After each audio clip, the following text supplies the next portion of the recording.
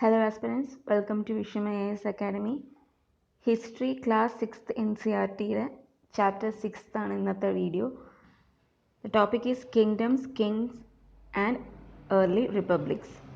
Rajas, the Raja that performed these big sacrifices were now recognized as being Rajas of Janapadas rather than Janas. Janapadas means, the word Janapada literally means the land where the Jana set its foot and settled down. Kalady പതിച്ച സ്ഥലം പിന്നെ അവിടെ തന്നെ സെറ്റിലായ സ്ഥലം. Archaeologists have excavated a number of settlements in these Janapadas such as Purana Kila in Delhi, Hastinapur near Meerut and Atranchi Khera. അപ്പോൾ ഈ places ഒക്കെ note down ചെയ്ത് വെക്കണം. ഇതൊക്കെയായിരിക്കും ക്വസ്റ്റ്യൻസിൽ ചോദിക്കുക. They found that people lived in huts and kept cattle as well as other animals. They also grew a variety of crops such as rice, wheat, barley, pulses, sugarcane, sesame and mustard. Also they made earthen pots. Some of these were grey in color, others were red. One special type of pottery found at these sites is known as painted greyware. That is important. As it suggests, these grey pots had painted designs, usually simple lines and geometric patterns.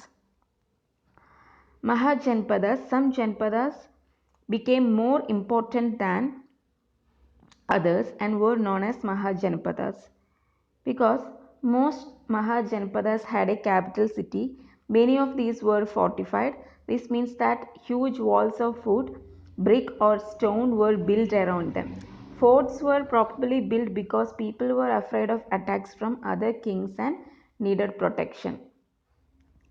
It is also likely that some rulers wanted to show how rich and powerful they were by building really large, tall and impressive walls around their cities. അപ്പോൾ അവരുടെ status show ചെയ്യാൻ വേണ്ടിയിട്ടും ഉണ്ടായിരുന്നു. They used to build big buildings. Also, in this way, the land and the people living inside the fortified area could be controlled more easily by the king. Buildings such as huge walls required a great deal of planning. Thousands, if not lakhs, of bricks or stones had to be prepared. This in turn meant enormous labor provided possibly by thousands of men, women and children. And resources had to be found for all this. The new Rajas now began maintaining armies. Soldiers were paid regular salaries and maintained by the king throughout the year. Some payments were probably made using punch-marked coins. Taxes, as the rulers of Mahajanpadas were building huge forts and maintaining big armies, they needed more resources and they needed officials to collect these. So instead of depending on occasional gifts brought by the people, as in the case of Raja of Janapadas, they started collecting regular taxes. Taxes on crops were the most important. This was because most people were farmers. Usually the tax was fixed at 1/6 of what was provided. This was known as baga or share. There were taxes on craftspersons as well. These could have been in the form of labor. For example, a weaver or a smith may have had to work for a day every month for the king. Herders were also expected to pay taxes in the form of animals and animal produce. There were also taxes on goods that were brought and sold through trade.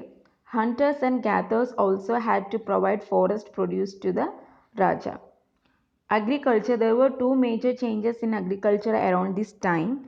One was the growing use of iron plowshares. This meant that heavy clay soil could be turned over better than with a wooden plowshare so that more grain could be produced. Second, people began to transplanting paddy. This meant that instead of scattering seed on the ground from which plants would sprout, saplings were grown and then planted in the fields. This led to the increased production as many more plants survived. Generally, slave men and women, dasas and dasis, as we mentioned in the last chapter, and landless agricultural laborers, that is kamakaras, had to do this work. Magadha kingdom, Magadha became the most important Mahajanapada in about 200 years. Many rivers such as the Ganga and Son flowed through Magadha. This was important for transport, water supplies, making the land fertile. Parts of Magadha were forested. Elephants which lived in the forest could be captured and trained for the army. Foresters also provided wood for building houses, cars, and chariots. Besides these, there were iron ore mines in the region that could be tapped to make strong tools and weapons. Magadha had two very powerful rulers, Bimbisara and Ajatashatru, who used all possible means to conquer other Janapadas.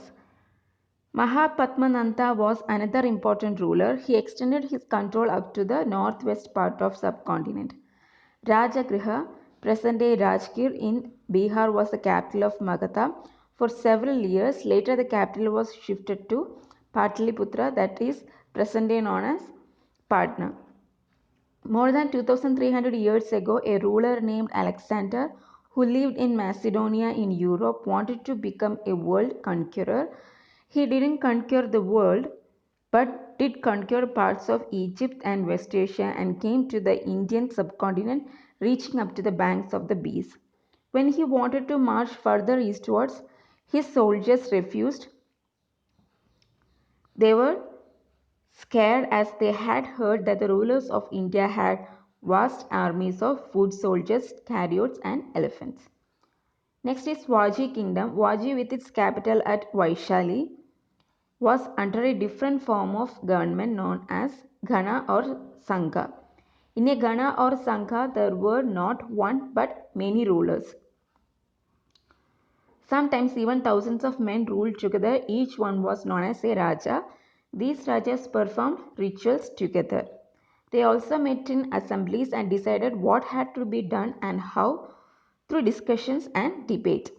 However, women, dasas, and kamakaras could not participate in these assemblies. Both Buddha and Mahavira belonged to Ganas or Sanghas. Some of the most vivid descriptions of life in Sanghas can be found in Buddhist books. Rajas of powerful kingdoms tried to conquer the Sanghas. Nevertheless, these lasted for a very long time till about 1500 years ago, when the last of the Ganas or Sanghas were conquered by the Gupta rulers. Certain fact, Ajatashattu and the Vajis. Ajatashattu wanted to attack the Vajis. He sent his minister named Vasakara to the Buddha to get his advice on the matter. The Buddha asked whether the Vaji met frequently in full assemblies. They held full and frequent public assemblies. They met and acted together. They followed established rulers. They respected, supported, and listened to elders. Vaji women were not held by force or captured. Chaityas, that is, local shrines, were maintained in both towns and villages. Wise saints who followed different beliefs were respected and allowed to enter and leave the country freely. Next is chapter 7, new questions and ideas. We will see that in next video. Thank you.